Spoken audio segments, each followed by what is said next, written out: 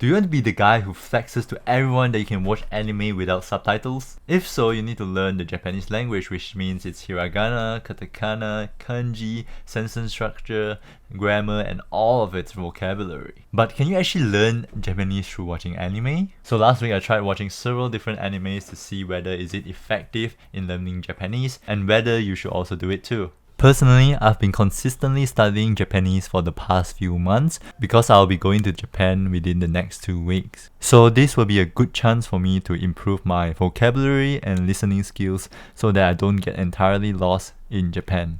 So I jumped right in and started to watch the next anime in my watch list in hopes to learn some Japanese from it. It was fate that led us to this moment. No, literally, I started watching the Fate series. At first, during the school part, I understood most of it. Slowly down the storyline, when Tosaka summoned her servant, I got lost with all the weird phrases like Reiji or Shokan, and I still have no idea what it means. But I was also really distracted by all the fighting scenes, so I did not really pay much attention to what they are saying. Then I thought that we need to learn from an anime that does not have that much slangs and special vocabularies. It needs to be simple and stories that does not have that much plot in it. This is actually a fairly popular genre called Slice of Life, aka SOL, aka the genre that soothes your soul. These animes are more calm and typically show you the everyday, just normal everyday lives of the characters. So next in the list we have Granblue. It seems like the perfect anime to learn since it ticks all the checkboxes, and I ended up laughing most of the time. Their reactions was just too exaggerated, really funny expressions, and I always get distracted of all the antics. So comedy shows are probably not a good option. We need something slower in pace. So yeah, we need a plan. After going through some Reddit posts, I accidentally found a website that ranks all the anime based on the level of difficulty for Japanese language learners. For example, One Piece is ranked a 6 out of 10, which means it's more probably towards the more advanced learners, according to their AI of course. I use this tool to sort the hundreds of animes in my watch list, see which one would be more suitable for my goals. Now, it's time to watch some anime. To learn from the anime. Nichijou, recommended by a lot of Redditors who found it helpful.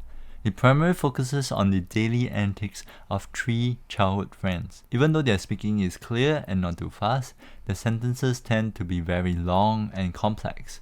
Sure, I'm able to pick up some vocabulary here and there, but if I try to understand every single sentence they say, it's gonna be a bit overwhelming for me.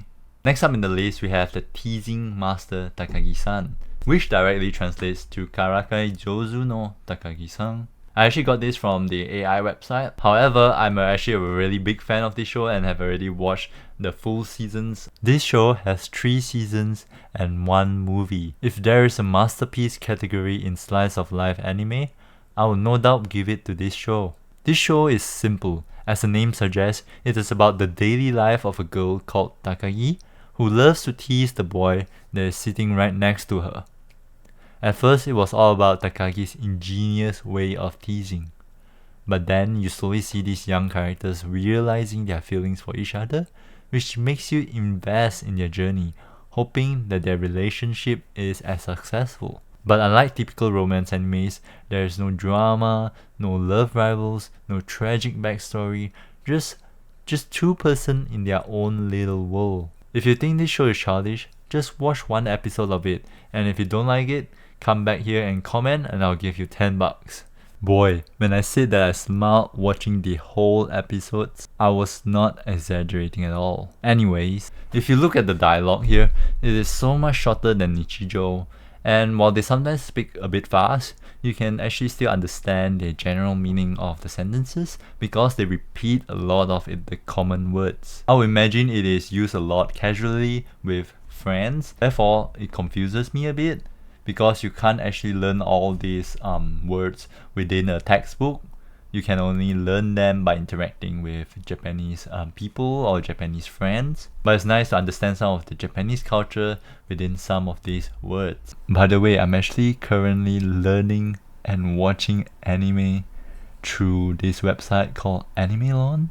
It is the most useful website for language learners like me because there are so many options you can have, and it's particularly tailored towards us language learners. So far, that actually is the easiest episode I think to go through, but it still took me like 3 hours. So yeah, actually I did a lot of things. Okay, the reason I took 3 hours to complete that episode was because I had to break down every single sentence that they spoke. I have to analyze its grammar, sentence structure, and then try to listen out for some vocabulary to try understand it first. And then I have to put all the vocabularies into Anki. But the whole point of doing this exercise is to make it more fun and interesting to learn, not recreating another textbook hell. We must enjoy the process. That way we can learn more effectively. Now that I think back, it's actually really overwhelming and I didn't really enjoy it at all. So I decided to change my approach. I limit myself to what I just want to focus on at my level, which is trying to extract all those vocabularies that I do not understand and is commonly used into Anki.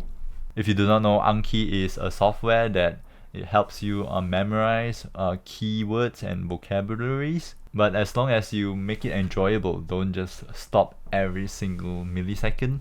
Another thing great about this Takagi-san show is that the episode, 23-minute episode, is split into a few segments, which they are all 5 to 7 minutes long. So each segment is different scenarios, so you can easily and they're not really related, so you can just keep replaying. After you watch the segment, you can replay to try to understand some of the keywords, terms, and then slowly put it all into Anki.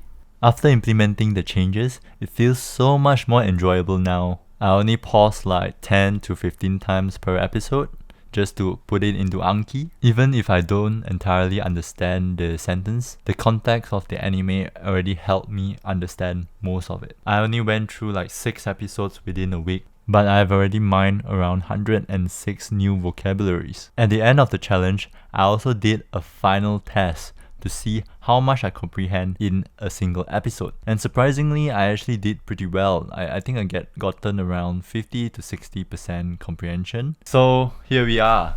In my experience, whether is it actually effective in learning the Japanese language through anime? I would definitely say yes, because it is also a part of immersion training, and it is a really fun way to get involved and stay connected with the language. Sometimes you do lose motivation if you're not surrounded and you don't find any practicalities in learning the language. And anime is definitely something that keeps you going and gives you the reason to keep learning the language, to eventually one day watch anime without subtitles. I find it really effective in something particularly how I personally learned English when I was young.